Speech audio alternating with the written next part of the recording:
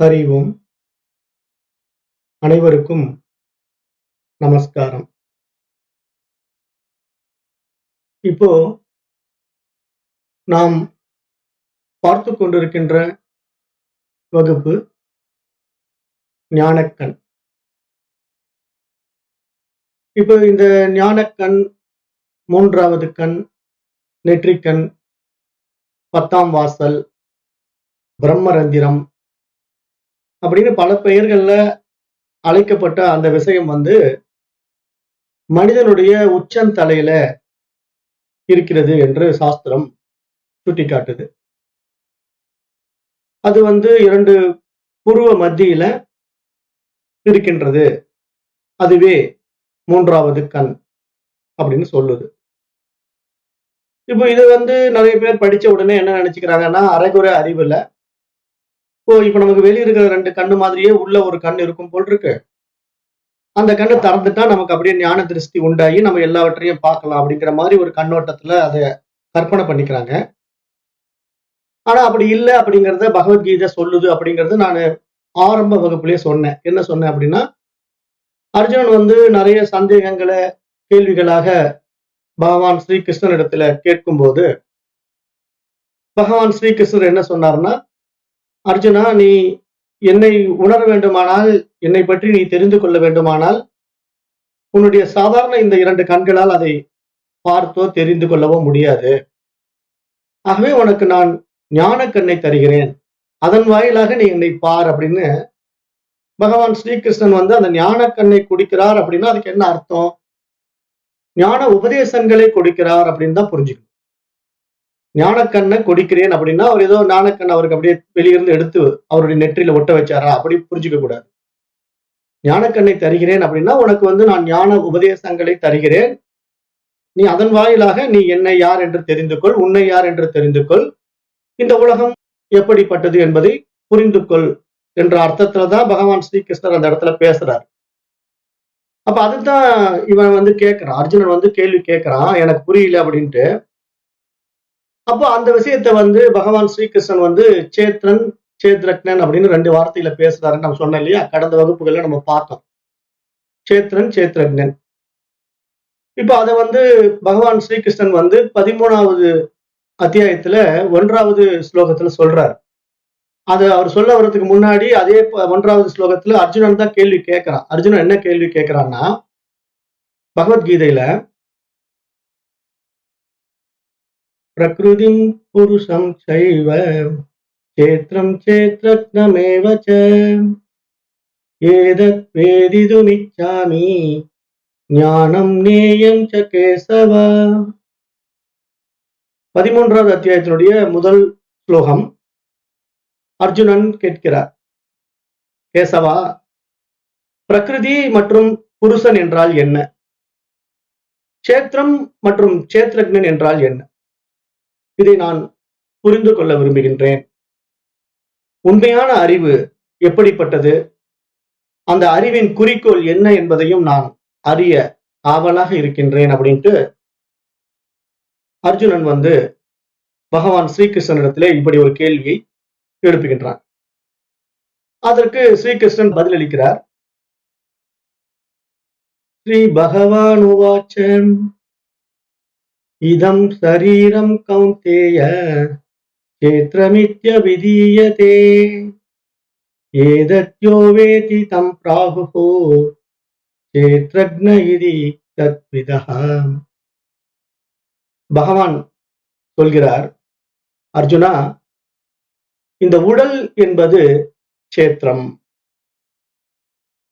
சேத்ரம் என்றால் விளைநிலம், விதைகளை விதைக்கின்ற விளைநிலம்.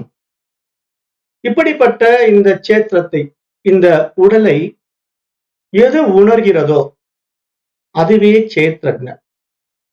ஆகவே இந்த விளைநிலத்தை யார் ஒருவன் உணர்கின்றானோ அவன் சேத்ரக்ன. அப்போ இந்த 2ஐயும் பற்றி யார் ஒருவன் விசாரித்து விவேகத்தினால விழித்துக் கொள்கின்றானோ அவன் மனித பிறவியின் மகத்தானவன், பகுத்தறிவு பரிமாணத்தில் உயர்ந்து வந்தவன் என்றுதான் இங்க பண்டைய ரிஷிகள் சொல்கின்றார்கள் என்று இங்க பகவான் ஸ்ரீகிருஷ்ணன் தெளிவுபடுத்துகிறார். அப்ப நமக்கு என்ன புரிஞ்சுக்கணும் அப்படின்னா, இந்த உடலுக்கும் ஆத்மாவுக்கும் இடையே உள்ள வேறுபாட்டை நாம் நன்றாக பகுத்து பிரித்து புரிந்து கொள்ள வேண்டும். ஏனென்றால் நிறைய பேருக்கு உடல் எது ஆன்மா எது அப்படிங்கிறதுல நிறைய குழப்பங்கள் இருக்கு. அப்புறம் ஒவ்வொருத்தருக்கும் தனித்தனி ஆன்மா இருக்குது அப்படிங்கிற குழப்பங்கள் இருக்கு. அப்புறம் நான் ஒரு ஆத்மா நீ ஒரு ஆத்மா அப்படின்னு சொல்லி இந்த இருமைகளால் ஏற்றி வைக்கப்பட்ட விசேஷ சுகங்களிலே சிக்கிக் கொண்டவர்கள் எல்லாம் அப்படி எல்லாவற்றையும் பிரித்து பிரித்து பார்க்கின்றார்கள். இதுதான் இங்க பேதமை புத்தி, துவைத புத்தி. அப்ப இந்த இருமை புத்தி இருக்கிற வரைக்கும் இறைவன் பிரகாசிக்க மாட்டான். ஏன்னா இறைவன் என்பவன் ஒருவனே. அப்ப அவன் தன்னை வெளிப்படுத்தி இந்த பிரபஞ்சமாக வெளிப்பட்டிருக்கிறான் அப்படின்னு பார்த்தா, அவனுடைய நிர்குண நிலையிலிருந்து சர்க்குண நிலைக்குத்தான் வெளியே வந்திருக்கிறானே தவிர, அந்த நிலைப்பாடு உண்மையில் இல்லை என்றுதான் நான் கடந்த பாடங்கள்ல தெளிவுபடுத்தினேன். ஏனென்றால் அந்த உண்மையான நிலை என்பது ஒரு மாயா. ஒரு மாயான்னா மாறிக்கொண்டே இருக்கும். அதாவது அது இருப்பது போல இருக்கும். ஆனால் உண்மையில் அது இல்லை. இதற்கு உதாரணம் நம்ம என்ன சொன்னோம்? காணல் நீர். காணல் நீர் மாதிரி நிறைய உபமானங்கள் நம்ம சொல்லிட்டே இருக்கலாம். இதெல்லாம் ஒரு மாய தோற்றம், ஒரு மாய பிம்பம். அப்ப இந்த மாய பிம்பத்தை வைத்துக்கொண்டு அது உண்மையில் இருக்குதா அப்படின்னா, அது இருக்கிற மாதிரி தெரியுது. ஆனா உண்மையில பக்கத்துல போய் பார்த்தா அப்படி ஒண்ணு இல்லை இல்லையா? அப்ப இந்த புரிதல் தானே ஞானம். அதாவது இங்க ஞானம் என்பது என்னன்னா, அந்த உண்மை எது பொய் எது, நித்தியம் எது அனித்தியம் எது அப்படின்னு பிரிச்சு பார்க்கிற ஒரு பகுத்தறிவு தான் இங்க ஞானம். அப்ப அந்த ஞான நிலைக்கு யார் உயர்கின்றார்களோ அவர்கள் தான் ஞானிகள் என்று பார்க்கப்படுகிறது. அப்ப அதனால இங்க ஆத்மா என்பது கண்ணுக்கு தெரியாத ஒரு சூக்குமமா இருக்கு. அது புலன்களுக்கும் புலப்படாது. கண்களால் பார்க்க முடியாது, காதுகளால் அதை பற்றி கேட்டு புரிந்து கொள்ள முடியாது, மூக்கினால் முகர முடியாது, நாக்கினால் சுவைக்க முடியாது. எதுவுமே அதை பற்றி இந்த புலன்கள் மூலமா புரிந்து கொள்ள முடியாது. ஆனால் அது இருக்கிறது. அப்ப அப்படிப்பட்ட ஆத்மாவானது நம்மை போல இந்த உடம்பை வைத்துக் கொண்டு சாப்பிட முடியுமா, பார்க்க முடியுமா, கேட்க முடியுமா, அல்லது சுவைக்க முடியுமான்னா, இந்த பஞ்ச புலன்கள் மூலமா எதுவுமே எந்த செயல்களுமே ஆத்மாவால செய்ய முடியாது. ஆனா அந்த செயல்கள் எல்லாம் செய்ய அது விரும்புது. அப்படி விரும்புறதுனால இந்த உடம்பு எடுத்துக்குது. இதுதான் விஷயம். உடம்பு தேவைப்படுறதுனால இந்த உடம்புக்குள்ள நிர்குண நிலையிலிருந்து சற்குண நிலைக்குள்ள வந்து விட்டால்தான் அனுபவங்களே உண்டாகும். ஏன்னா அனுபவங்கள் உண்டாவதற்கு ஒரு உடம்பு தேவைப்படுது. உடம்பு இல்லைன்னா அனுபவங்கள் கிடைக்காது. அப்ப இறை அனுபவம் என்பது இந்த உடலினால் அடையப்படுவது. இந்த உடலினால் அடையப்படுகின்ற அனுபவங்கள் எல்லாம் இந்த மனதும் உடலும் புரிந்து கொண்டு தன்னை அனுபவமாக்கி பார்ப்பது. அப்ப இந்த புரிதல் யாருக்கு வந்து விடுகிறதோ அவர்கள் வாழும் காலத்திலேயே அந்த ஆனந்த நிலையை அனுபவமாக்குகின்றார்கள், ஜீவன் முக்தர்களாக வாழ்கின்றார்கள் என்று சாஸ்திரம் சொல்லிக் கொடுக்குது. அப்ப நாம இங்க புரிஞ்சுக்க வேண்டிய விஷயம் என்ன அப்படின்னா, இப்ப ஆத்மாவை அனுபவமாக்குவது அது எங்கேயோ இருக்குது, அதை எங்கேயோ போய் நான் அடைய போறேன், 7 கடல் தாண்டி 7 மலைகள் தாண்டி அதை நான் தெரிஞ்சுக்க போறேன் அப்படின்னு எடுக்கக்கூடிய முயற்சிகள் எல்லாமே வீண் முயற்சி தானே. அப்படி அங்க இல்லை இல்லையா? அது எதை அறிய விரும்புகிறதோ அதுவாகவே நானே இருக்கிறேன் என்று அறிவது மட்டும்தான் இங்க விஷயம். அது தெரியாம ஏதோ பயிற்சிகள் பண்றேன், முயற்சிகள் பண்றேன், அதை செய்கிறேன், இதை செய்யறேன்ட்டு என்னென்னமோ பண்ணிக்கிட்டு இருக்காங்க இல்லையா? அப்படி எதை செஞ்சாலும் அத்தனை வீண் விரயமா தான் போகும். ஏன்னா இங்க நமக்கு தெரிய வேண்டிய விஷயம் என்னன்னா, புரிதல் தான், ஞானம் தான் முக்கியம். ஞானம் இருந்தா மட்டும்தான் நாம யாருங்கிறது தெரியும். நீங்க வேற எந்த பயிற்சிகள் முயற்சிகள் செஞ்சாலும் அது இந்த உடலுக்கும் மனதுக்கான பயிற்சிகள் முயற்சிகள் தானே தவிர ஆத்மாவிற்கோ அந்த தூய அறிவிக்கோ இறைவனுக்கோ அது பயன்படாது. ஆகவே இங்க பூஜைகள், புனஸ்காரங்கள், ஜபதபங்கள், வேள்விகள், தியானங்கள் எல்லாமே மன தூய்மைக்காக கொடுக்கப்பட்டது தானே தவிர வேற எந்த வகையிலும் இதெல்லாம் நமக்கு இறைவனை காட்டி கொடுக்காது. அப்ப இறைவனை எதற்காக காட்டி கொடுக்க மாட்டேங்குது அப்படின்னா, இது பயிற்சிகள்லயே மக்கள் மாட்டிக்கிறாங்க இல்லையா? அப்ப பூஜைனா பூஜையிலேயே சிக்கிக்கிறாங்க, ஜபதபங்கள்லாம் அதுலயே மாட்டிக்கிறாங்க.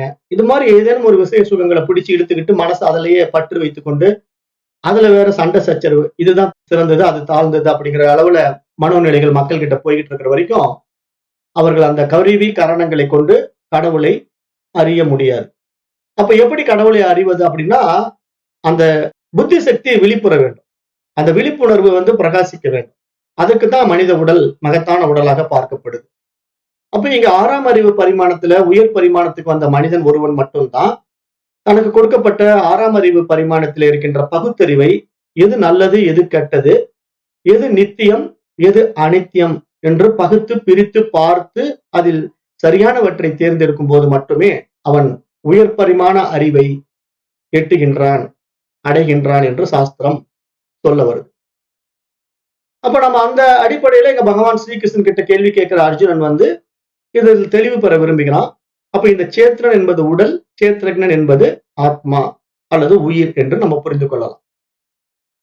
அப்ப இந்த சேத்திரத்தில் சேத்திரக்னனாக இருப்பவனே பிரபஞ்சத்தில் எங்கும் சர அச்சர உயிர்கள் அனைத்திலும் பரவியுள்ள சொரூபமாக இருக்கின்றான் என்று இங்கு சுட்டிக்காட்டப்படுகிறது. அப்ப சர அச்சர அப்படின்னா இங்கு இயங்கிக் கொண்டிருக்கிறது, இயங்காமல் இருப்பது, பார்ப்பதற்கு புலப்படுவது, பார்வைக்கு புலப்படாமல் இருப்பது எல்லாமே இந்த பிரபஞ்சத்தில் இருக்கு. இப்ப இந்த பிரபஞ்சம் எல்லையற்ற விரிவு. இந்த எல்லையற்ற விரிவுக்குள்ள ஏராளமான விசேஷ சுகங்கள் காணப்படுவதாக இருப்பினும், நம்முடைய புலனறிவுக்கு எட்டிய சில விஷயங்கள் தான் நம்மளால அறிந்து கொள்ள முடிவதாக இருப்பினும், அதுதான் உண்மை என்று நாம் தீர்மானிக்க முடியாது. ஏனென்றால் நம் புலன்களுக்கு அப்பாற்பட்ட ஆயிரம் விஷயங்கள் இந்த பிரபஞ்சத்திலே இருக்கத்தான் செய்கின்றன. அப்ப இப்படி இருக்கக்கூடிய விசேஷ சுகங்களை நம்மால் அறிய முடியவில்லை என்பதற்காக அவைகள் இல்லை என்று சொல்ல முடியாது. அது நம்ம சயின்ஸ்ல சொல்றோம் இல்லையா? இப்ப கிருமிகள் எல்லாம் இருக்கு, கண்ணுக்கு தெரியாத நுண்கிருமிகள். இப்ப அந்த நுண்கிருமிகள் இல்லை என்று சொல்ல முடியுமா? சொல்ல முடியாது. அப்ப அந்த நுண்கிருமிகள் இருக்குங்கிறது எப்படி தெரிஞ்சுக்க முடியுது? அதற்காக பவர்ஃபுல் எலக்ட்ரானிக் மைக்ரோஸ்கோப் வாங்கி அந்த மைக்ரோஸ்கோப் வழியா பார்க்கும்போது அந்த நுண்கிருமிகள் புலப்படுகிறது. அந்த அளவுக்கு ஜூம் பண்ணி பார்க்கறாங்க. பவர்ஃபுல் லென்ஸ் போட்டு அந்த நுண்கிருமிகளை ஜூம் பண்ணி பார்க்கும்போது, ஓ, அமீபா, வைரஸ், கொரோனா அப்படின்னு பல கிருமிகள் இருக்கு அப்படிங்கிறத கண்டுபிடிக்க முடியுது. அப்ப இது மாதிரி இந்த பிரபஞ்சத்துல நம்முடைய புலனறிவுக்கு எட்டாத விஷயங்கள் ஏராளமாக இருக்கிறதுனால அது இல்லை என்று நம்ம சொல்ல முடியாது. ஆகவே இங்கு சர அக்ஷர உயிர்கள் எல்லாமே இந்த பிரபஞ்சம் முழுவதுமே பரவி இருந்தாலும் அவைகளுக்குள்ள யார் இருக்கிறான்? அந்த அறிவு இருக்கிறது, இறைவன் இருக்கிறான். ஒவ்வொரு ஜீவராசிகளுக்குள்ள ஒரு அறிவு இருக்கு. இப்ப நம்ம ஒரு அற்பமா நினைக்கிற கொசு கூட பாத்தீங்கன்னா ஒரு அறிவு வச்சிருக்கு. இப்ப நம்ம கொசு நம்ம கிட்ட வந்த உடனே நம்ம டக்குன்னு கையில அடிக்க போன உடனே அது பறந்து வேற இடத்துக்கு போயிடும். அப்ப ஏன் அப்படி வேகமா பறந்து போகுது? அந்த கொசுக்கு கூட ஒரு அறிவு இருக்குது இல்ல, நம்மளை தாக்க வராங்க அப்படின்னு தெரிஞ்ச உடனே எவ்வளவு வேகமா அங்கிருந்து பறந்து போகுது. அப்ப அந்த சின்ன கொசு ஒரு அற்பமான கொசுன்னு நம்ம நினைக்கிறோம். ஆனா அந்த கொசுவுக்கு கூட ஒரு அறிவு இறைவன் கொடுத்திருக்கான்ல, உள்ள இயங்கி கொண்டிருக்கான். அப்ப இந்த அறிவு பரிமாணத்துல எத்தனையோ ஜீவராசிகள் இருக்கலாம். ஆனா மனிதன் மட்டும்தான் தன்னை யார் என்று உணர்ந்து கொள்ள முடியும். அப்ப அந்த அடிப்படையில இங்க நான் அப்படின்னு ஒரு எண்ணம் மனிதனிடத்துல வெளிப்படுது இல்லையா? அந்த நான் என்கிற எண்ணம் வேறு, நான் நான் என்கின்ற உணர்வு வேறு என்று இரண்டு வித்தியாசங்களை இங்க இறைவன் நமக்கு வகுத்து காட்டுகிறான். அதைத்தான் இங்க சேத்திரன் சேத்திரக்னன் அப்படின்னு இங்க பகவத்கீதை விளக்குது. இத பகவான் ஸ்ரீகிருஷ்ணன் என்ன சொல்றாரு? தெளிவுபடுத்தி அவனுக்கு புரிய வைக்கிறார். அப்ப இங்க நான் நான் அப்படிங்கிற உணர்வு இருக்கு பாத்தீங்களா? அது தன்னுணர்வு.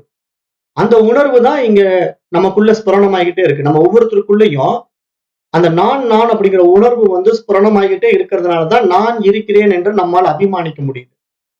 ஆனா இந்த நான் இருக்கிறேன் அப்படிங்கிற இந்த அபிமானம் நம்ம எந்த இடத்துல வச்சிருக்கோம் அப்படின்னு நீங்க ஆராய்ச்சி பண்ணி பாத்தீங்கன்னா, பெரும்பாலானவங்க அந்த நான் நான்ங்கிற அபிமானத்தை உடல் மேல வச்சிருப்பாங்க. 99% ஆஃப் பீப்புள்ஸ் நான் நான் அப்படிங்கிற அபிமானம் உடல் மேல வச்சிருப்பாங்க.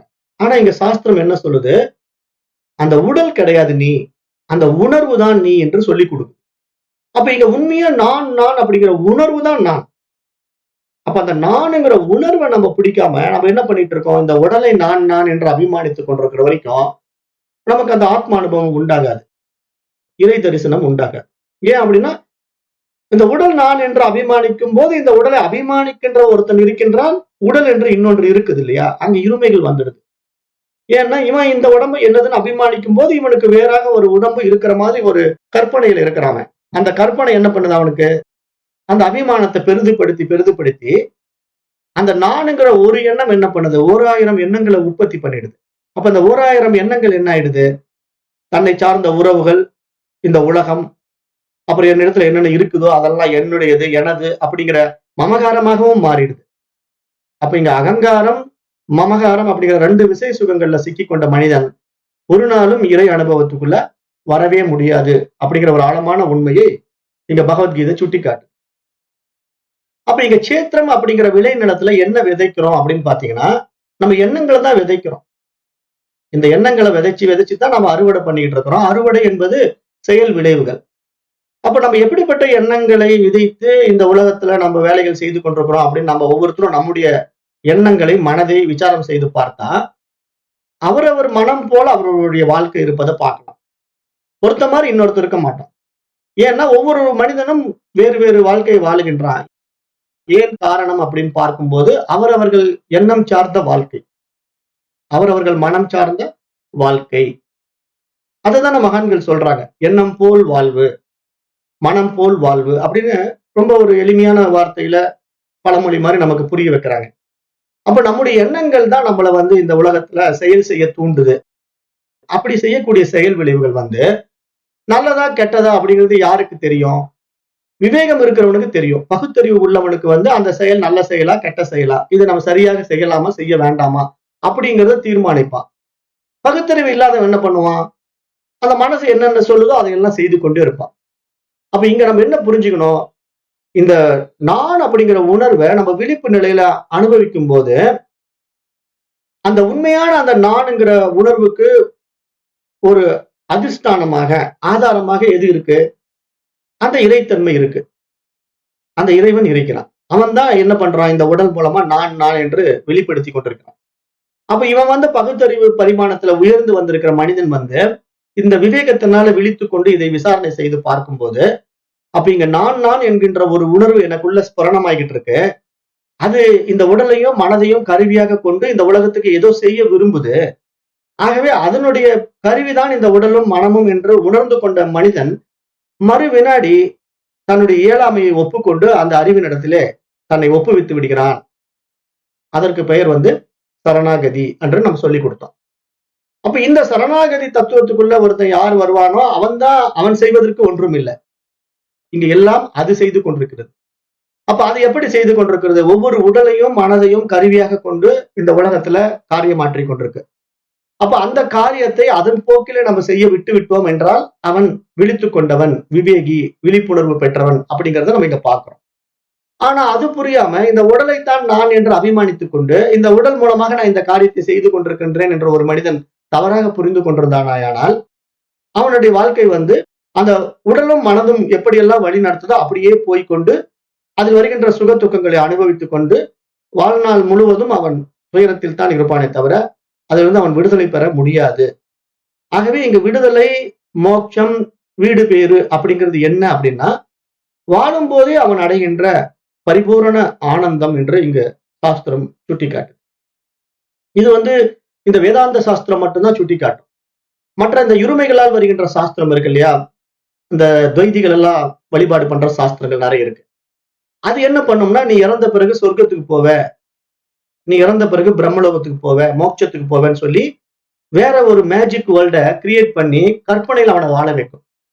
அப்ப அதனால அவன் என்ன பண்ணுவான்னா, சைவ சித்தாந்திகள் எல்லாம் என்ன பண்ணுவாங்கன்னா, சிவபெருமான வழிபாடு பண்ணிக்கிட்டு நம்ம உடம்ப விட்ட பிறகு எங்கேயோ கைலாசத்துக்கு போக போறோம், அங்க போய் கைலாசத்துல சிவபெருமானுடைய கூட இருந்து பூத கணங்களா எதையாவது நம்ம செஞ்சுக்கிட்டு இருப்போம். இந்த திருவிளையாடல் படத்துல காட்டுற மாதிரி பூத கணங்கள் எல்லாம் டான்ஸ் ஆடிக்கிட்டு இருக்கோம், சிவபெருமான் உட்காந்து பார்த்துக்கிட்டு இருப்பாரு. அப்ப அது மாதிரி ஏதோ நாமளும் போய் மேல உட்காந்துட்டு சிவபெருமான் முன்னாடி டான்ஸ் ஆடிட்டு இருக்கலாம் அப்படிங்கிற ஒரு கற்பனை வாழ்க்கை வாழுகின்றவர்கள் நிறைய பேர் இருக்கிறாங்க. அதே மாதிரி வைணவ சித்தாந்திகள் இருக்காங்க இல்லையா, வைணவத்துல பெருமாளை வழிபாடு பண்ணுகின்றவங்க, அவங்க என்ன பண்ணுவாங்கன்னா, நம்ம இறந்த பிறகு வைகுண்டம் போயிடுவோம், அங்க போய் பெருமாள் படுத்துக்கிட்டு இருப்பாரு, பார்க்கடல்ல பள்ளி கொண்டிருப்பாரு, அம்பாள் லட்சுமி கால் அழுத்தி விட்டுட்டு இருப்பா, நாமளும் கூட போய் நின்று வேடிக்கை பார்க்கலாம் அப்படிங்கிற மாதிரி ஒரு கற்பனையில அவங்களும் வாழ்ந்து கொண்டிருக்காங்க இல்லையா. ஆனா அப்படிப்பட்ட உலகங்கள் எல்லாம் உண்மையில் கிடையாது. ஏன்னா இங்க நம்ம இந்த பூமிக்கு வேறு உலகம் இங்க மனிதன் வாழ்வதற்கு தகுதியான இடம் கிடையாது. மனிதன் இந்த உடம்பை விட்டு விட்டா அவன் சூட்சும சரீரத்துக்கு போயிடுறான். சூட்சும சரீரம்னா கண்ணுக்கு புலப்படாத சரீரம். அந்த சரீரத்துல புலன்கள் கிடையாது. அந்த சரீரத்துல கண்களோ, காதுகளோ, மூக்கோ, நாக்கோ ஒண்ணுமே கிடையாது. அப்ப சூட்சும சரீரத்துல போய் அவன் எதை பார்ப்பான்? திருமால் பள்ளி கொண்டிருக்கிறத பார்ப்பானா, அல்லது சிவபெருமான் கைலாசத்துல இமயமலையில உட்கார்ந்துட்டு இருக்கிறத பார்ப்பானா? பார்க்க முடியாது. ஏன்னா அவனுக்கு கண்ணே இல்லை, எங்க பார்ப்பான்? காதே இல்லை, எப்படி அவன் கேட்பான்? அப்ப இங்க எதுவுமே இல்லாத ஒரு நிலையில போய் இதை அடைய போறேன் அப்படின்னு கற்பனை வாழ்க்கை வாழ்றான் பாருங்க, அதுதான் அஜ்ஞானம். ஏன்னா இங்க கண்ணு இருக்கிறவனே வந்து குருடன் ஆயிட்டானா ஒண்ணும் பார்க்க முடியல. இங்க மனிதனா வாழுகின்ற மனிதர்கள்ல கண்ணு குருடாயிடுதுன்னா ஒண்ணுமே தெரிய மாட்டேங்குதுங்கன்னு துடிக்கிறான். காது செவிடாயிடுதுன்னா ஒண்ணுமே கேட்க மாட்டேங்குதுன்னு பதறான். அப்ப இங்க வாழும் காலத்திலேயே புலன்கள் வந்து தன்னுடைய செயல்பாட்டை இழந்துடுச்சுன்னா அவனுக்கு இந்த உலகம் பயனற்றதாக போகிறது. இந்த உலகமே பயனற்றதாக போகிறது. அப்ப இந்த உலகத்தை விட்டு வேற ஒரு உலகத்துல போய் சொர்க்க லோகத்துல வேற ரம்பா ஊர்வசியோட டான்ஸ் ஆடுறான்னு வேற கற்பனை பண்ணி வச்சுக்கிறான். ஏன்னா நான் சொர்க்கத்துக்கு போயிடுறேங்க அப்படின்ட்டு. அப்ப இதெல்லாம் என்னன்னா துவைதிகளால் ஏற்றி வைக்கப்பட்ட தவறான புரிதல்கள் அப்படிங்கிறத வேதாந்த சாஸ்திரம் மறுக்குது. வேதாந்த சாஸ்திரம் என்ன சொல்லுது அப்படின்னா, இங்கு வீடு பேறு மோட்சம் அப்படிங்கிறது என்ன அப்படின்னா மனிதன் வாழும் போதே அடைகின்ற பேரானந்தம்.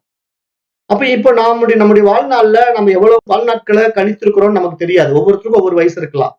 ஒருத்தர் 25 வயதுல இந்த ஞானத்துக்கு வரலாம், ஒருத்தர் 50 வயதுல ஞானத்துக்கு வரலாம், ஒருத்தர் 75 வயதுல ஞானத்துக்கு வரலாம்.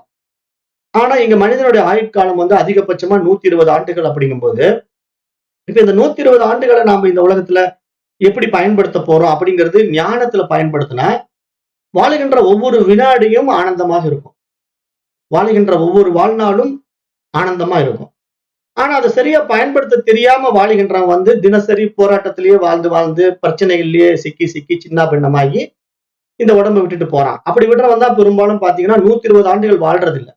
50 ஆண்டுகள் 60 ஆண்டுகள் எல்லாம் உடம்பு விட்டுறாங்க. காரணம் என்ன?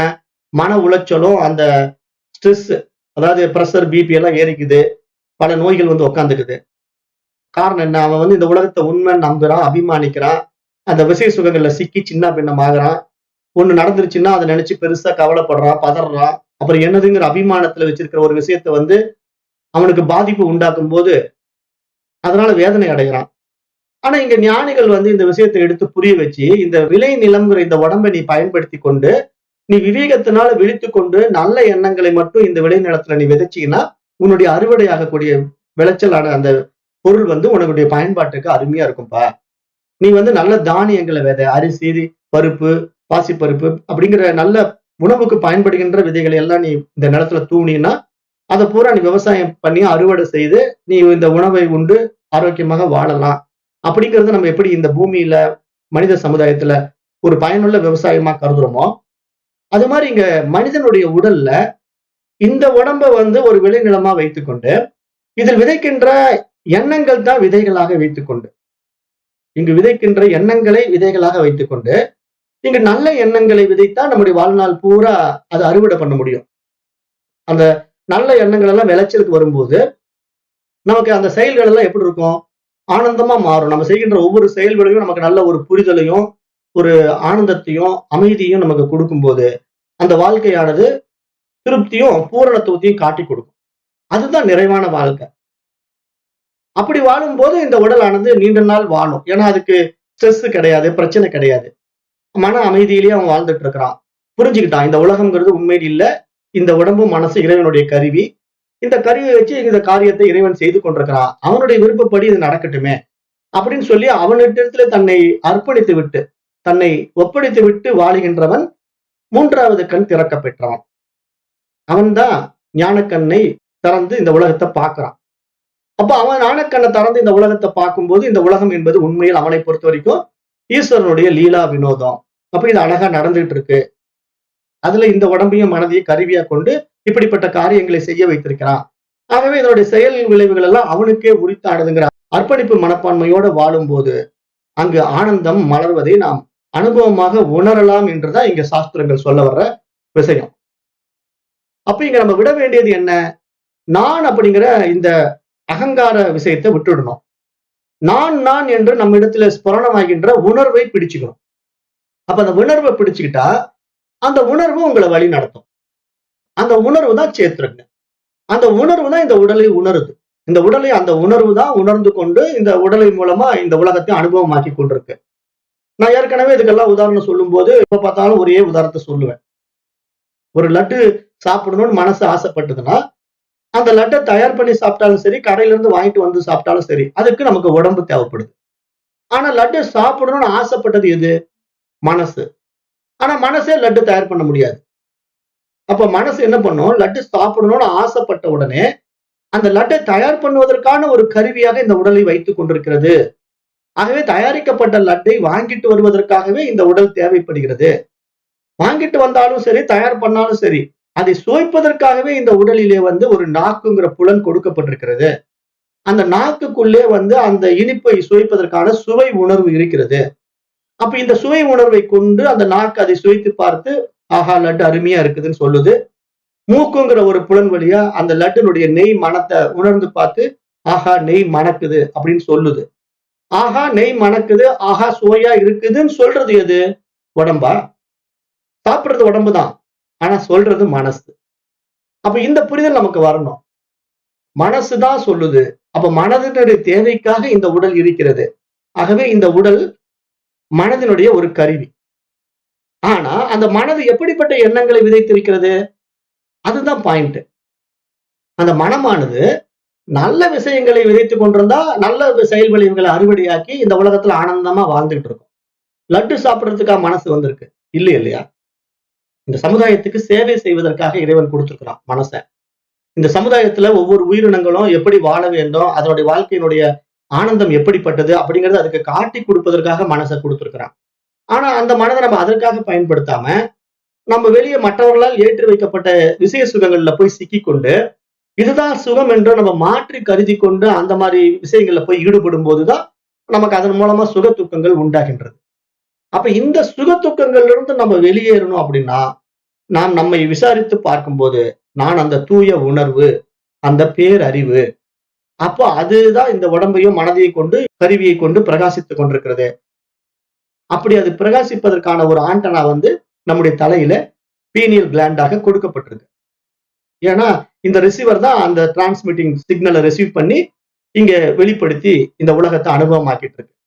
அப்ப இதுல இருந்து வரக்கூடிய விசேஷ சுகங்களை நம்ம இப்படி புரிஞ்சுக்கிட்டோம்னா நம்முடைய வாழ்க்கை ஆனந்தமாக இருக்கும்.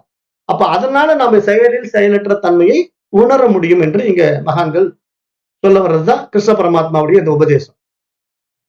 அப்ப இந்த கிருஷ்ண பரமாத்மா இத புரிய வைக்கும் போது என்ன சொல்றாருன்னா, இந்த செயலில் செயலற்ற தன்மை என்பது இப்படித்தான்ப்பா இருக்கு. நீ ஒண்ணும் செயல் செய்வது கிடையாது அர்ஜுனா. நீ யாரையும் கொல்வது கிடையாது. ஆனா நீ நான் கொலை செய்கிறேன், நான் கொல்கிறேன் என்று நினைப்பது உன்னுடைய அஜ்ஞானம், உன்னுடைய அறியாமை. ஏனென்றால் இங்க எல்லாமே இறை நியதிக்குள்ள இயங்கிக்கிட்டு இருக்குது. நீ அதற்கான ஒரு கருவிதான். ஆகவே உன்னை நீ புரிந்து கொண்டு வாழ்வாயாக. செயலில் செயலற்ற தன்மை என்பது இவ்வாறு நீ புரிந்து கொள். நீ செயல் செய்கின்றாய். ஆனால் அந்த செயலில் ஏன் உன்னிடத்திலே செயலற்ற தன்மை உண்டாகின்றது என்றால், அந்த செயல் செய்பவன் நீ அல்ல. நீ அந்த உணர்வுக்கு, அந்த அறிவுக்கு ஒரு கருவி மட்டுமே. அதனுடைய தேவையின் நிமித்தம் அது இவ்வாறு லீலைகளை புரிந்து கொண்டிருக்கிறது என்று புரிய வைக்கிறார். அப்ப அதைத்தான் நாம இங்க புரிஞ்சுக்கிட்டு இந்த உலகத்தை நம்ம எப்படி கையாளுவது அப்படிங்கிற ஒரு தெளிவுல இந்த உலகத்தை நம்ம கையாள கத்துக்கணும். அப்ப நாம இந்த உடல் மேல அபிமானம் வைக்கக்கூடாது. ஏன்னா இந்த உடல் அழியக்கூடிய உடம்பு. இது நம்ம 7 வயசுல ஒரு உடம்பு இருந்தது நமக்கு. அப்ப நம்ம ஒரு பால பருவத்துல, குழந்தை பருவத்துல விளையாடிக்கிட்டு இருந்தோம். அப்புறம் 25 வயசுல நமக்கு ஒரு உடம்பு வந்தது. அது ஒரு வாலிப பருவ உடம்பு. அப்ப அந்த வாலிப பருவத்துல ஒரு மாதிரி நம்ம வாழ்க்கை வாழ்ந்து விளையாடிட்டு இருந்தோம். அப்புறம் ஒரு முதுமை பருவம் வருது. அப்ப முதுமை பருவத்திலேயே இந்த உடம்பு மாறுது. அப்ப இந்த உடம்பானது மாறிக்கொண்டே இருக்கு. அப்ப இந்த உடம்பானது வயோதிகத்தை அடைந்து கொண்டே இருக்கு. ஒரு காலத்துல இது என்ன ஆகும்? இல்லாம போயிடும். ஆனா இப்படி வந்து போற இந்த உடம்பா நான் அப்படின்னு கேட்டா இல்ல. ஏனென்றால் நான் வருவதும் இல்லை, போவதும் இல்லை. இங்க என்னுடைய தேவை நிமித்தம் உண்டாக்கப்பட்ட கருவிதான் இந்த உடம்பு. அப்ப இந்த உடம்பை வைத்துக் கொண்டு இந்த உலகத்துக்கு நான் எப்படி வாழ வேண்டும், என்ன மாதிரி காரியங்கள் செய்ய வேண்டும் என்பதை என்னுடைய மனதில் நான் ஏற்றி வைத்திருக்கின்ற எண்ணங்களின் அடிப்படையில் அந்த வாழ்க்கையை நான் தீர்மானிக்க வேண்டும். அப்ப எப்படிப்பட்ட எண்ணங்களை நான் உள்வாங்க வேண்டும்? மகான்களும் ஞானிகளும் யோகிகளும் வாழ்ந்த வாழ்க்கையினுடைய நீதியை நாம் தெரிந்து கொண்டு அவர்கள் சொன்ன வழிமுறைகளை நாம வாழ கற்றுக்கொண்டோமேனால் நம்முடைய வாழ்க்கையில சுபிச்சமாக இருக்கும், கஷ்டங்கள் இருக்காது என்று புரிந்து கொள்வதுதான் இங்க ஆத்ம ஞானம் அப்படின்னு பகவத்கீதை பேசுது. அப்ப அந்த அடிப்படையில நாம் இதை நல்லா உள்ள வாங்கிக்கணும். அப்ப நாம யாருங்கிறத நம்ம இந்த அடிப்படையில புரிஞ்சுக்கிட்டு இங்க சகல உயிர்களும் ஆத்மாவில் இருந்து தோன்றி அதிலேயே நிலைத்து அதுவாகவே மறைந்து விடுகிறது. ஆகவே அதுவன்றி வேறு எதுவும் இங்கு இல்லை என்ற ஒரு பூரண அறிவு நம்மிடத்துல வெளிப்பட்டா அதுதான் இங்கு ஞானம் என்பதாக ஸ்ரீகிருஷ்ணன் விளக்குகிறார். அதுதான் இங்க ஒவ்வொரு விஷயத்திலும் நமக்கு சொல்லி புரிய வைக்கிறார். அப்ப அந்த அடிப்படையில இப்ப நாம இந்த விஷயத்தை புரிஞ்சுக்கிறதுக்கு நமக்கு வேதங்கள் தான் பிரமாணம். அதாவது இங்க வேத சாஸ்திரம் தான் பிரமாணம். வேற யார் என்ன சொன்னாலும் கேட்கக்கூடாது. ஏன்னா ஒவ்வொருத்தரும் ஒவ்வொரு கருத்து சொல்லிட்டு இருப்பான். அவனுடைய கருத்தை நீங்க கேட்டீங்கன்னா உங்களுக்கு குழப்பம் வரும். ஏன்னா ஒவ்வொரு தனிப்பட்ட சாமியார்களும் அவர்களுடைய சுயநலத்துக்காக ஏதேனும் ஒரு புது புது கருத்துக்களை நம்ம கிட்ட கொடுத்து புகுத்திக்கிட்டே இருப்பாங்க. அதுல நிறைய பேர் துவைதிகள் இருக்காங்க. துவைதிகள் என்ன பண்ணுவாங்கன்னா, நம்முடைய இருமையில நம்மள வச்சிருப்பாங்க. உனக்கு மேல ஒரு இறைவன் இருக்கான், நீ அவனை வழிபடு, உனக்கு எல்லாம் கொடுப்பான் அப்படின்னு நம்மள இருமை எண்ணத்திலேயே கொண்டு போய் நம்மள இப்படியே வாழ்க்கையை வாழ வச்சு முடிச்சு விட்டுருவாங்க. அப்ப நம்மளால வந்த வேலை முடிக்க முடியாம போயிடும். அப்ப இங்க வேதம் தான் பிரமாணம். வேதம் என்ன சொல்லுதுன்னா, இங்க அபௌருஷேயம். இது யாராலும் எழுதப்பட்டது கிடையாது. வேதம் யாரோ ஒருத்தர் உட்கார்ந்து மாங்க மாங்க எழுதிக்கிட்டு இருந்தாரா அல்லது சொல்லிட்டு இருந்தாரான்னா அப்படியெல்லாம் யாருமே எழுதவும் இல்லை, யாருமே சொல்லவும் இல்லை. அது கேட்டதால் பெற்ற அறிவு என்றுதான் சாஸ்திரம் சொல்ல வருது. அதுக்கு பேர் ஸ்ருதி. ஸ்ருதின்னா அதாவது காதுகளால் கேட்டல் அப்படின்னு தான் அதுக்கு அர்த்தம். அதனாலதான் அந்த வேதத்துக்கு பெயரே ஸ்ருதி. அப்ப நம்ம காதுகளால் கேட்க வேண்டும். அது மட்டும்தான் இங்க விஷயம். அந்த வேதம் எப்படிப்பட்டது அப்படின்னா, அந்த எல்லையற்ற உணர்வு இருக்கு இல்லையா, இந்த பெருவெளி இருக்கு இல்லையா, வெட்ட வெளி, அது தன்னுடைய சுவாசத்தை அப்படி வெளிப்படுத்துது. அதனுடைய சுவாசம் தான் இந்த வேதம். அததான் நிகஸ்வஸ்தமஸ்ய வேதாகா அப்படின்னு பிருகதாரண்ய உபனிஷத் பேசுது. பிருகதாரண்ய உபனிஷத் நிகஸ்வஸ்தமஸ்ய வேதாகா அப்படின்னு அதை சொல்றதுக்கு என்ன அர்த்தம்னா, இறைவனின் சுவாசத்தினால் வெளிப்பட்டவை இந்த வேதங்கள் என்று சொல்ல வருது. அப்ப அந்த வேதம் என்பது அந்த ரிஷிகளால் மகான்களால் உணரப்பட்ட ஒரு விஷயம். அவங்க தன்னுள்ள அந்த உணர்வை பிடித்து கொண்ட மறு வினாடி அவர்களுடைய மூன்றாவது கண் திறக்குது. மூன்றாவது கண் திறக்கிறது அப்படிங்கிறது அவங்களுடைய தவ வலிமையினால அவங்க அந்த உணர்வை தன்னுள்ள அனுபவம் ஆக்குவதில் ஆழ்ந்து ஈடுபட்ட அந்த தவத்தினுடைய வலிமையானது என்ன பண்ணுதுன்னா, அவங்களுக்கு அந்த ஞானத்தை வெளிப்படுத்துது. அந்த வெளிப்பாடு என்ன ஆகுதுன்னா, அந்த ஃப்ரீக்வன்சிக்குள்ள அவங்க போன உடனே அவங்களுக்கு எல்லாம் புரிய வருது. ஓ, இது இப்படிதான் இது இருக்கு. உண்மையில் இந்த மாதிரி இந்த பிரபஞ்சம்ங்கிறது இறைவனுடைய லீலையில இங்க உண்டாக்கப்பட்டிருக்கு. அப்ப அவனுடைய தேவை நிமித்தம் இந்த உடல்களும் இந்த பிரபஞ்சமும் படைக்கப்பட்டிருக்கு அப்படிங்கிற நிறைய விஷயத்தை அவங்க உணர்ந்து கொண்டு அதை வெளிப்படுத்தியதுதான் இங்க வேதம் என்பதாக நம்ம பார்க்கிறோம். அந்த வேதத்தை எடுத்து தொகுத்து வகுத்தவர் தான் வேத வியாசர். வேத வியாசர் என்ன பண்ணிட்டாருன்னா, அந்த மாதிரி மகான்களால் அருளப்பட்ட அந்த சிரவணத்துல கேட்டு கேட்டு உள்வாங்கிய அந்த பாரம்பரியமாக வந்த வேத ரிஷிகள் என்ன பண்றாங்கன்னா, ஒரு சர்டன் டைம்ல அதை எடுத்து மக்களுக்கு கொண்டு போய் எளிமையா சேர்த்தணும் அப்படிங்கிறதுக்காக அந்த வேதங்களை எடுத்து பிரித்து தொகுத்து அதை ரிக்கு, யஜுர், சாம, அதர்வனம் என்று 4ஆக பிரித்து கொடுத்து நம்ம இடத்துல அனுபவத்துக்கு கொடுத்திருக்கிறாங்க. அந்த அனுபவம் தான் நாம இங்க வேதங்களை படித்து இந்த பாடத்திட்டங்கள் மூலமா நம்ம அப்டேட் பண்ணிக்கிறோம். நம்முடைய மைண்டை அப்டேட் பண்றதுக்கு இது ரொம்ப பிரயோஜனமா இருக்கு. ஏன்னா இது ஒண்ணுதான் நாம அடைய வேண்டிய அறிவு. இந்த அறிவை அடைஞ்சா மட்டும்தான் நாம அந்த உயர் பரிமாணத்துக்குள்ள நுழையவே முடியும். இத மனுஸ்மிருதி சொல்லுது. பூதம் பவ்யம் பவிஷ்யம் ச சர்வம் வேதாத் பிரசித்தியதி. மனுஸ்மிருதி எந்த ஒரு ஆன்மீக கொள்கையும் வேதங்களின் அதிகாரத்தில் சரிபார்க்கப்பட வேண்டும். வேதங்களின் இந்த அறிவை விரிவுபடுத்துவதற்காக பல முனிவர்கள் பல நூல்களை மக்களுக்காக அருளி இருக்கின்றார்கள் என்று மனுஸ்மிருதி எடுத்து சொல்லுது. இங்க ஸ்மிருதி ஸ்ருதி அப்படின்னு ரெண்டுக்குள்ள வித்தியாசம் என்ன அப்படின்னா, ஸ்ருதிங்கிறது இறைவனுடைய சுவாசம். அது அவனிடத்துல இருந்து வெளிப்பட்ட அந்த உணர்வை உள்வாங்கிய ரிஷிகள் அதை எடுத்து வெளியே கொடுத்தது ஸ்மிருதி. அப்ப நான் ஒரு விஷயத்த உள்ள வாங்குறேன், இப்ப நான் எடுத்து உங்களுக்கு விளக்கமா கொடுக்குறேன் அப்படின்னா அதுக்கு பேரு ஸ்மிருதி. ஆனா நான் உள்ள வாங்குறேன்னா அதுக்கு பேரு ஸ்ருதி. ஸ்ருதின்னா நான் என்னால் உணர்கின்ற விஷயம். ஸ்மிருதின்னா நான் உணர்ந்ததை மற்றவர்களுக்கு விளக்குகின்ற விஷயம். அப்படித்தான் நம்ம இந்த ரெண்டையும் பார்க்கணும். அப்ப இங்க வேதங்கள் எடுத்து மற்றவர்களால் தொகுக்கப்பட்டு அதை ஸ்மிருதிகளாக மாற்றப்பட்டு நிறைய ஸ்மிருதிகள் நம்ம இடத்துல நடைமுறையில் இருக்கிறது. ஒவ்வொரு ரிஷிகளும் அவர்களுடைய அனுபவத்தை வெளிப்படுத்தி இருக்கிறார்கள். அதையெல்லாம் நம்ம வரலாற்றுல பார்க்கிறோம். அதுல நம்முடைய வரலாற்றுல ராமாயணம், மகாபாரதம் இந்த மாதிரி காவியங்கள் எல்லாம் கூட அந்த மாதிரி வேதத்தினுடைய விஷயங்களை எடுத்து எளிமையாக மக்களுக்கு புரிய வேண்டும் என்பதற்காக ஒரு கதை வடிவில கொடுக்கப்பட்டிருக்கு. புராணங்களிலும் அந்த மாதிரிதான் வேத வியாசர் 18 புராணங்களை எடுத்து தொகுத்து கொடுக்கிறாரு. அந்த 18 புராணங்களுமே நிறைய விஷயங்களை பேசுது. இறைவனை பற்றியும் இந்த உயிரினங்களை பற்றியும் இந்த உலகத்தை பற்றியும் நிறைய விஷயங்கள் பேசுகின்றன. இது நிறைய ரிஷிகளால் கொடுக்கப்பட்டிருந்தாலும் சத் தரிசனம் என்ற ஒரு 6 முக்கியமான ரிஷிகள் நம்முடைய பாரத தேசத்துல தோன்றினார்கள். நம்ம அந்த ரிஷிகள் உண்டாக்கிய தரிசனங்கள் அப்படின்னு பார்த்தோம்னா, நியாயம், வைசேசிகம், சாங்கியம், யோகம், வேதாந்தம் அப்படிங்கிற தரிசனங்கள் எல்லாம் நம்முடைய நடைமுறையில நம்ம பார்க்கிறோம். இப்ப இதுல வந்து நியாயம் அப்படிங்கிற ஒரு சாஸ்திரத்தை வந்து ஒரு ரிஷி வெளிப்படுத்தினார். அவர் வந்து கௌதம முனிவர் என்று பெயர். கௌதம முனிவர் தான் நியாயம் என்ற ஒரு மிகப்பெரிய தரிசனத்தை இந்த உலகத்துக்கு கொடுத்தார். அவருடைய வழிக்கு பின்னாடி வந்த வைசேசிக தரிசனத்தை வந்து மகரிஷி கானாட் அப்படிங்கிறவரு இந்த உலகத்துக்கு மிகப்பெரிய ஒரு விஷயத்தை கொடுத்தார். வைசேசிகம் அப்படிங்கிற ஒரு சப்ஜெக்ட் வந்து கானாட் ரிஷி கொடுத்தார். யோகம் அப்படிங்கிற ஒரு விஷயம் இருக்கு இல்லையா, அந்த யோகம்ங்கிற விஷயத்தை வந்து பதஞ்சலி மகரிஷி கொடுத்தார். யோகம் கொடுத்தது பதஞ்சலி. சாங்கியம் அப்படின்னு ஒரு விஷயம் இருக்கு இல்லையா, சாங்கியம் அப்படிங்கிற ஒரு விஷயத்தை வந்து கபில முனிவர் கொடுத்தார், கபிலர். அதே மாதிரி வேதாந்தம் அப்படிங்கிற இப்ப நாம பார்த்துட்டு இருக்கிற இந்த பாடத்தை வந்து வேத வியாசர் கொடுத்தார். இப்ப நாம பார்க்கிற இந்த விஷயம் வந்து வேத சாஸ்திரம். வேத சாஸ்திரம் தான் இப்ப நம்ம பார்க்கிறோம். இப்ப இந்த நூல்கள் வந்து நிறைய வந்தாலும், இப்ப சாங்கியம் இருக்கு, யோகம் இருக்கு, வைசேசியம் இருக்கு, நியாயம் இருக்குனாலும், இது எல்லாம் ஒவ்வொரு காலகட்டத்துல ஒவ்வொரு ரிஷிகள் வந்து அந்தந்த சூழ்நிலையில் மனிதர்களுடைய அறிவுக்கு ஏற்ற மாதிரி அந்த விஷயத்தை அங்க புரிய வச்சாங்க.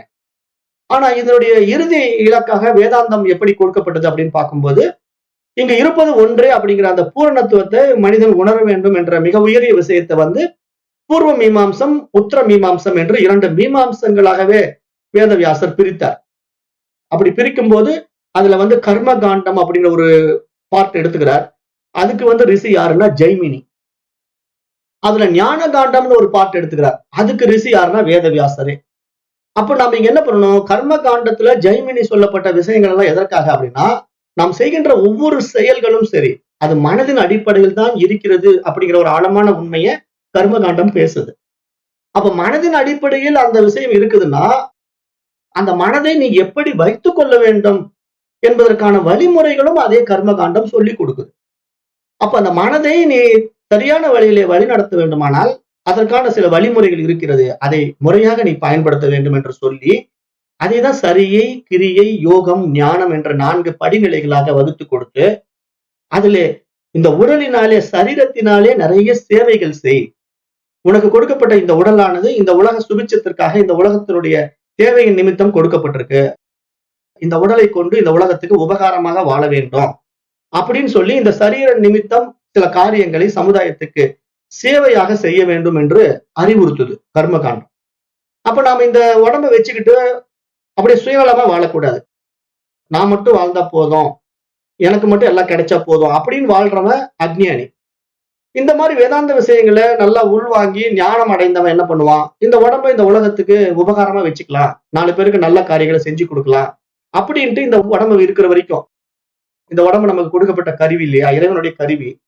அப்ப அவன் எப்படி விரும்புறானோ அப்படி பயன்படுத்தலாமே அப்படின்ட்டு அவனிடத்துல சமர்ப்பித்து விட்டு இந்த உடம்பை இந்த உலகத்துக்காக உபயோகப்படுத்தினான்னு வச்சுக்கோங்களேன், அவன் நல்ல ஆரோக்கியமா, திடகாத்திரமா, நீண்ட ஆயுள் வாழ்வான். ஏன்னா அவன் வந்து இந்த உலகத்துக்கு உபகாரமா வாழ வேண்டும் என்றால் அதன் நிமித்தம் அந்த உடல் தானாகவே ஆரோக்கியத்தை அடையும். ஏன்னா அவன் எந்த ஒரு சுயநலமும் இல்லாம அந்த செயலை செய்யறான் இல்லையா. அவன் எனது, என்னுடையதுங்கிற அபிமானமே இல்லை அவனுக்கு. அவன் நானுங்கிற அந்த ஈகோவும் அந்த உடம்புல விட்டுட்டான். அவன் வந்து ஈஸ்வர காரியமா இந்த காரியத்தை செய்யறான். அதை கர்ம யோகமாக பார்க்கறான்.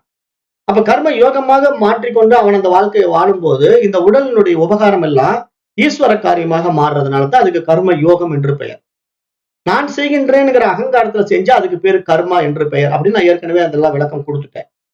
அப்ப கர்மான்னா இங்க நான் செய்கிறேன்ற ஈகோவில் அவன் தனிப்பட்ட முறையில வாழுகின்ற வாழ்க்கையில அவனுக்கு அத்தனை கஷ்டங்களும் வரும். ஏன்னா அவனுடைய செயல் விளைவு இல்லையா.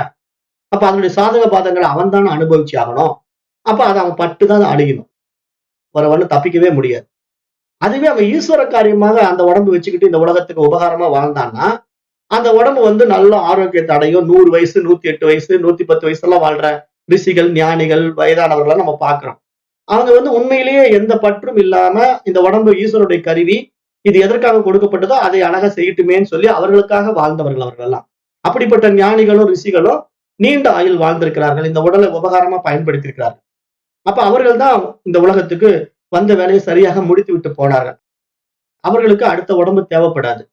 ஏன் தேவைப்படாதுன்னா அவங்க ஈஸ்வரனுடைய காரியத்தை சரியா முடிச்சுட்டு போயிட்டதுனால அந்த கருவி வந்து இன்னும் அவசியம் இல்லைன்ட்டு அதை எடுத்து வச்சிருவான் இறைவன். ஆனா இந்த கருவிகள் எல்லாம் என்ன பண்ணுது, எனக்கு வாழணும்னு ஆசைப்பட்டு தனிப்பட்ட வாழ்க்கையை வாழ ஆசைப்படுது இல்லையா. தன்னுடைய விருப்ப வெறுப்புகளுக்கு உட்பட்டு வாழ்ற ஆசைகள்ல இந்த உடம்பையும் மனசையும் சுயநலமா பயன்படுத்துகின்ற பெரும்பாலான மனிதர்கள் அவர்களுடைய வாழ்க்கையை முழுமைப்படுத்துவது கிடையாது. ஏன் முழுமைப்படுத்துவது கிடையாதுன்னா, அவர்களுடைய ஆசைகள் வந்து இந்த ஒரே பிறவியில ஃபுல்ஃபில் ஆகாது. முழுமை அடையாது. ஏன்னா அவனுக்கு நிறைய தேவைகள் இருக்கும். மனசுக்கு ஏதாவது ஒரு எல்லை இருக்கா? மனசு வந்து விரிஞ்சுக்கிட்டே போகும். அதுக்கு தேவைகள் வந்து ஒரு எல்லையே கிடையாது. அது இன்றைக்கு ஒண்ணு விரும்பும், நாளைக்கு ஒண்ணு விரும்பும், நாளன்னைக்கு ஒண்ணு விரும்பும். வினாடிக்கு வினாடி மாற்றி மாற்றி விரும்பிக் கொண்டே இருக்கும்.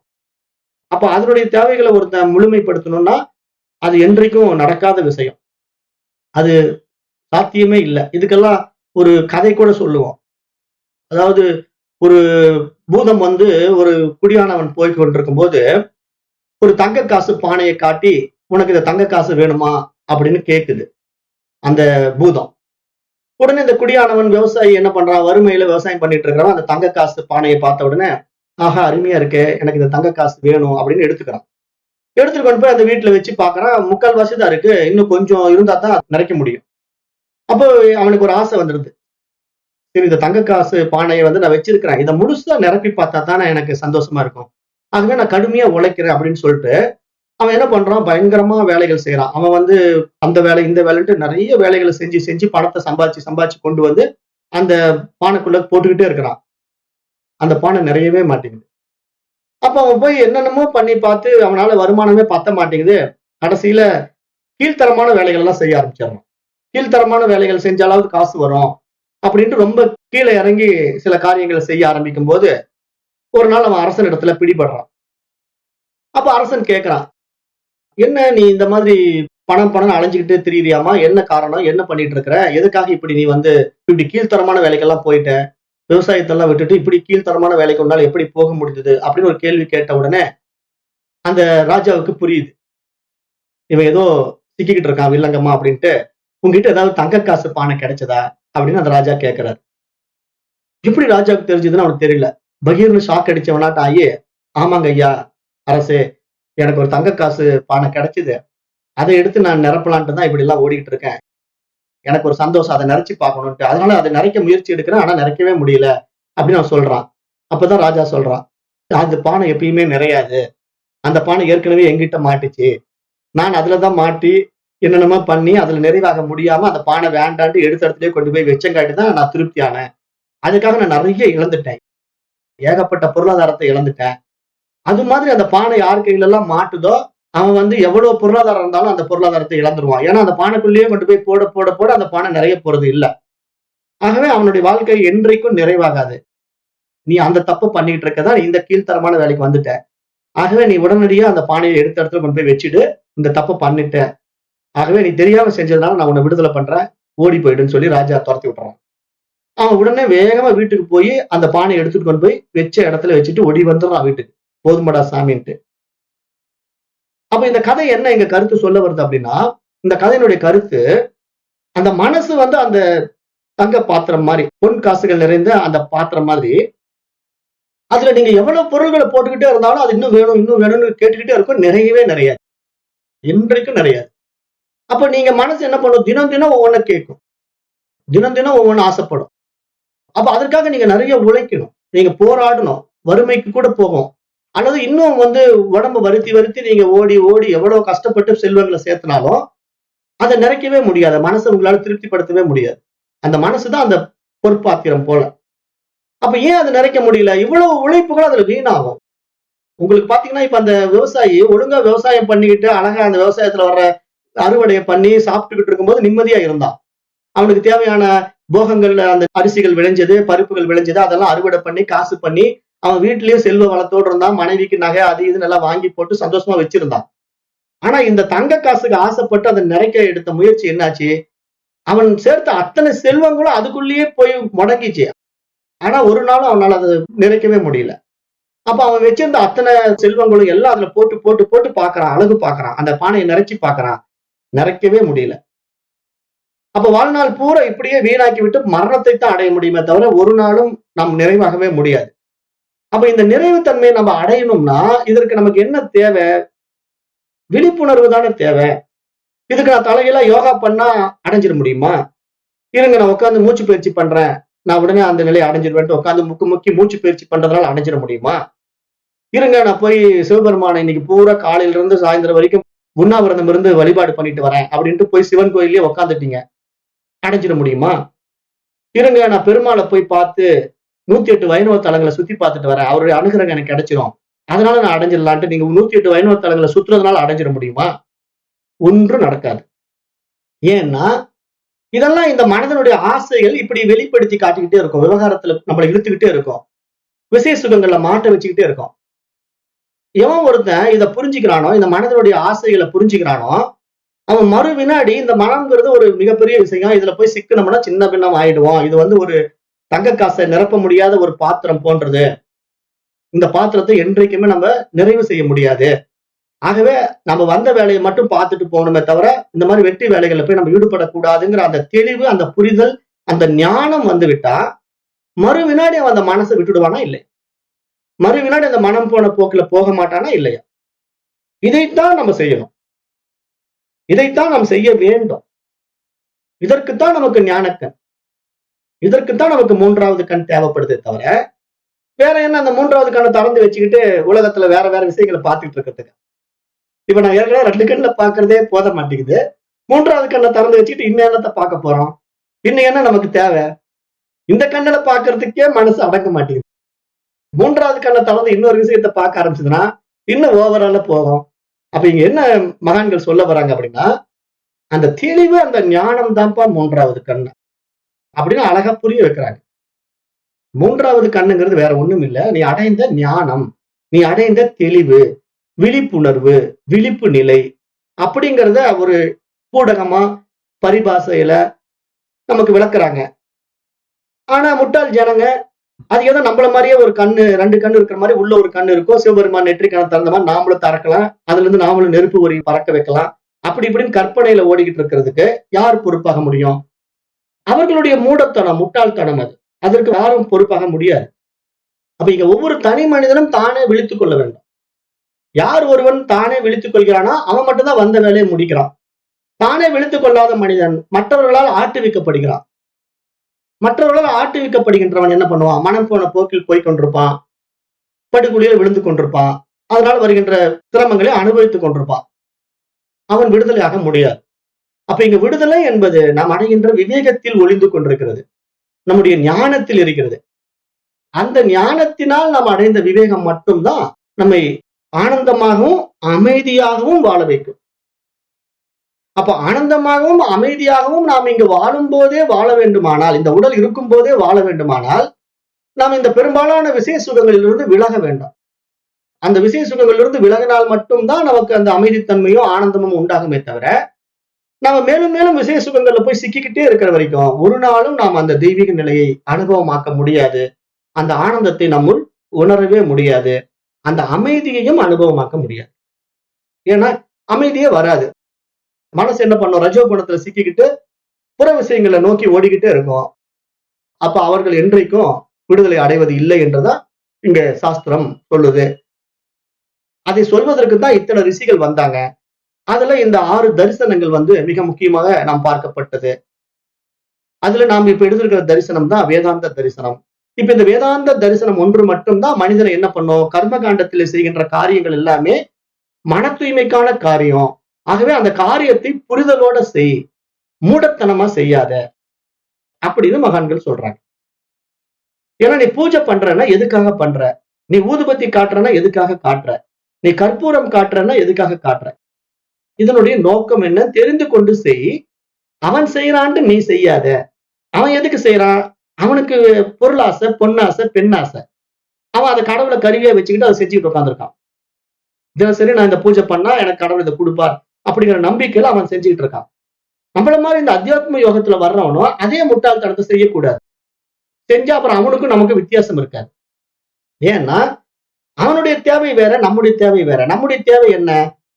நமக்கு தேவை இறைவன் மட்டும்தான். நமக்கு இந்த உலகம்ங்கிறது உண்மையில் இல்ல. இந்த ஞானத்தினால் நம்ம அடைந்த விஷயம் என்னன்னா, இங்க இருப்பது இறைவன் மட்டும். அவனுடைய அறிவு பிரகாசம் இந்த உடலையும் மனதையும் கொண்டு பிரகாசிக்கிறதுக்கான ஒரு கருவி இது. அப்ப இந்த உடம்பையும் மனசையும் இறைவன் அருமையா பிரகாசிக்க விரும்புறான்னா அதுக்கான தூய்மையை நான் உண்டாக்கிக்கிறேன். அப்ப என்னுடைய மனதில் இருக்கிற தேவையற்ற விசேஷ சுகங்களை நீக்கி விடுகிறேன், என்னுடைய மனதில் இருக்கிற அழுக்குகளை எல்லாம் போக்கிக் கொள்கிறேன். அப்ப என்னுடைய மனது தூய்மையா மாறி கண்ணாடி போல பளிங்கு போல பிரகாசிக்கும் போது அந்த இறைவனுடைய அந்த முழு பிரகாசமும் இதுல பட்டு பிரதிபிம்பிக்கும் போது நானும் அவனை போலவே பிரகாசிப்பேன். அப்ப நான் அவனுக்கு வேறாக இல்லை. ஏன்னா அவனே நான், நானே அவன். ஆனா அது எனக்கு புரியாததுனால நான் என்ன பண்ணிட்டேன்னா, இந்த உடம்பை நான் அபிமானிச்சேன், உறவுகளை நான் அபிமானித்தேன், இந்த உலகத்தை உண்மை என்று அபிமானித்தேன். இந்த அபிமானத்தினால் இதுல சிக்கி சின்ன பண்ணம் பட்டுக் கொண்டிருக்கேன். அப்ப எனக்கு எப்பொழுது அந்த உண்மைத்தன்மை இது மாதிரி ஞானத்தினால் உணரப்படுகிறதோ அந்த மறு வினாடி நான் என்னுடைய நிலைப்பாட்டை உணர்ந்து இவைகள் எல்லாம் நான் நீக்குவதற்காகத்தான் இதைகள் எல்லாம் செய்து கொண்டிருந்தேன் அப்படிங்கிற தெளிவு வந்துவிட்டா அது செய்வதற்கு ஒன்றும் இல்லை.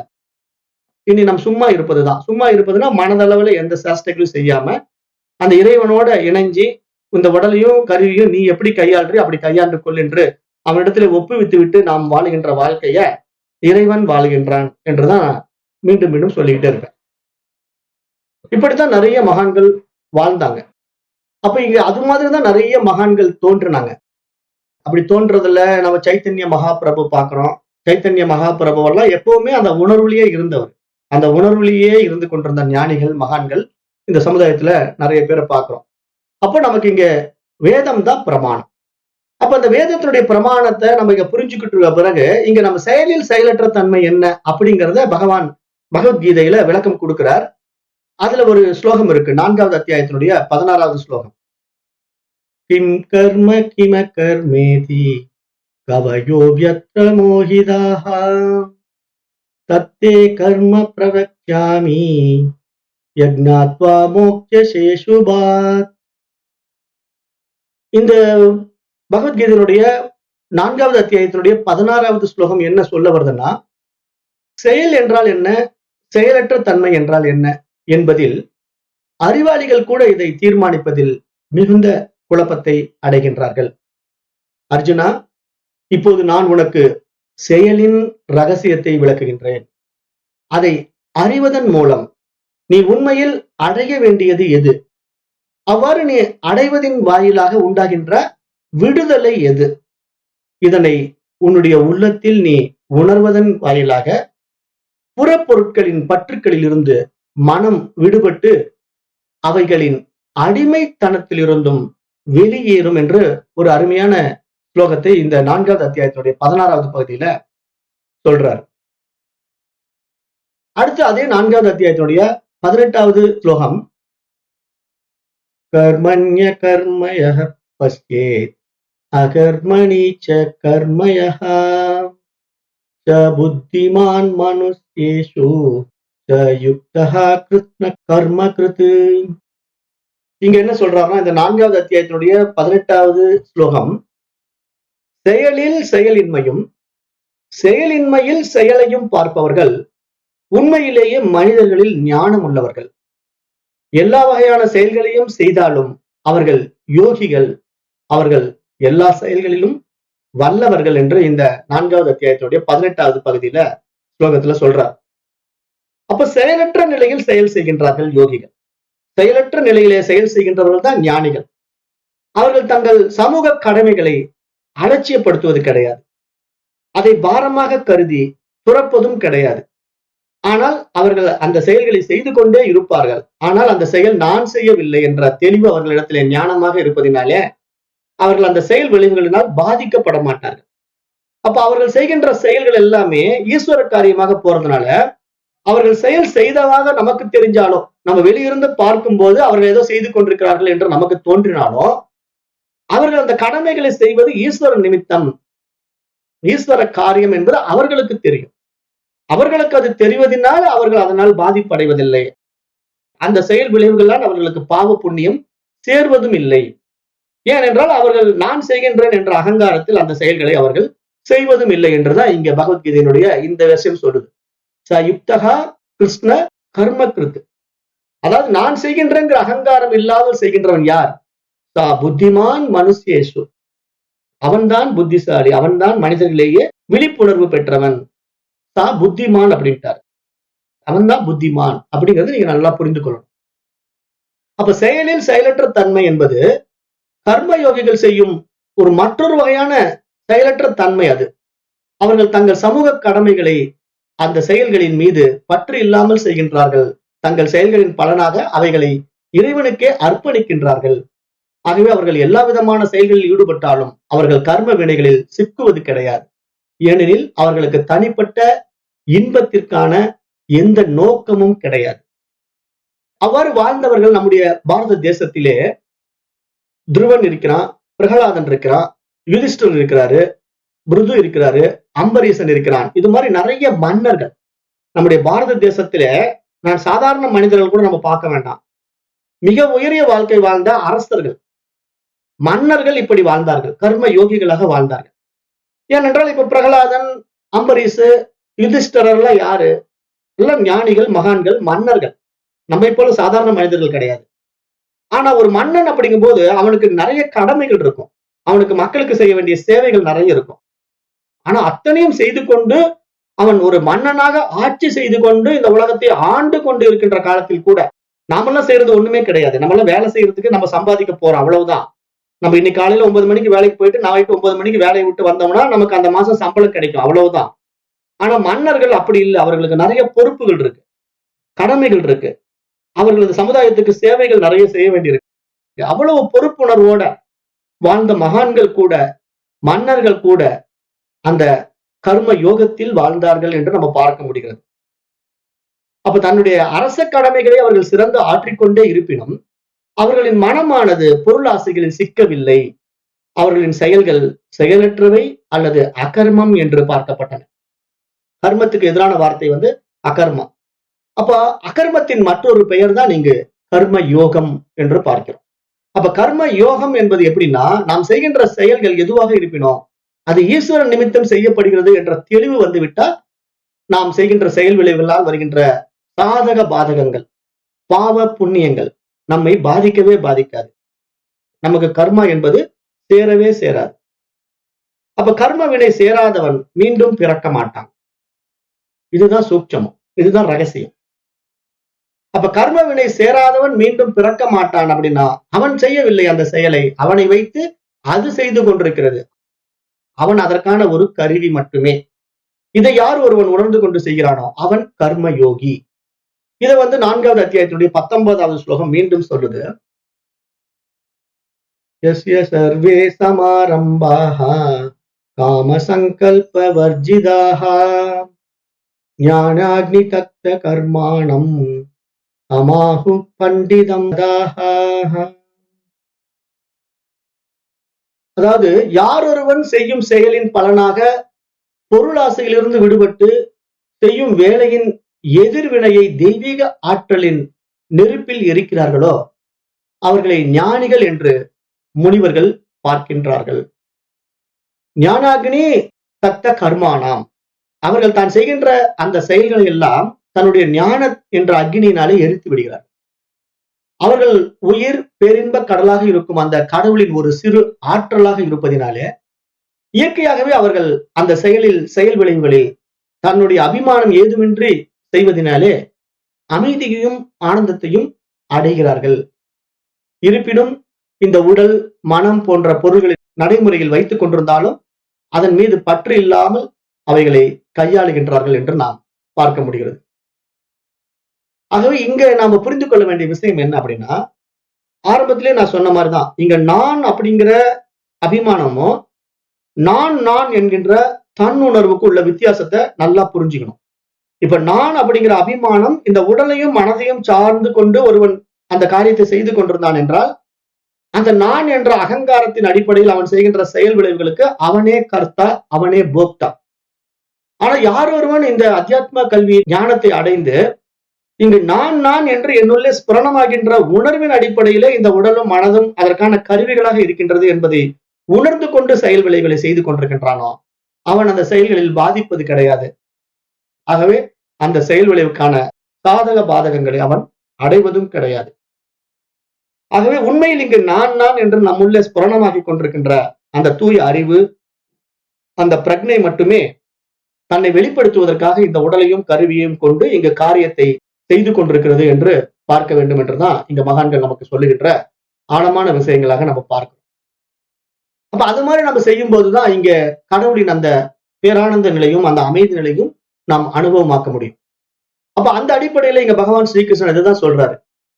நீ என்ன செய்தாலும், எதை சாப்பிட்டாலும், புனிதமான நெருப்புக்கு எதை காணிக்கையாக செலுத்தினாலும், அன்பளிப்பாக மற்றவர்களுக்கு நீ எதை வழங்கினாலும், என்ன தவம் செய்கின்றாயோ ஓ குந்தியின் மகனே, அவற்றை எனக்கு பிரசாதமாக அர்ப்பணம் செய்துவிடு.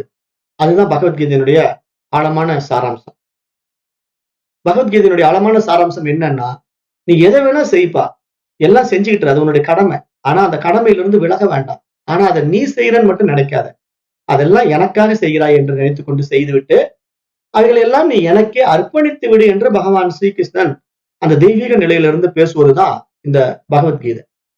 அப்ப அதை நாம இங்க புரிஞ்சுக்கணும். அப்ப அதை புரிஞ்சுக்கிட்டு அந்த அர்ப்பணிப்பு ஞானம் அடைந்து விட்டவன் மட்டும்தான் இந்த உலக பொருட்களின் மீது, விசேஷ சுகங்களின் மீது அபிமானம் கொள்ளாம, இவைகள் சிக்காம காரியத்தை செய்ய முடியும். ஆனா இந்த ஞானம் இல்லாம ஒருத்தன் இந்த மாதிரி செயல் விளைவுகள் எல்லாம் நான் செய்கின்றேன் என்று செய்து கொண்டிருக்கிறவன் எல்லாம் ஒரு நாளும் தன்னுடைய வாழ்நாட்களிலே சுகத்தை அனுபவிக்கவே முடியாது, அமைதியை அனுபவமாக்கவே முடியாது. ஆனந்தம் என்றால் என்ன என்று அவனுக்கு தெரியாது. அவன் தன்னுடைய வாழ்நாள் முழுவதும் போராடி போராடி தன்னுடைய விடம்பை விட்டு விட்டு போவானே தவிர அவன் அந்த உணர்வை ஒரு நாளும் பிடிக்க மாட்டான்.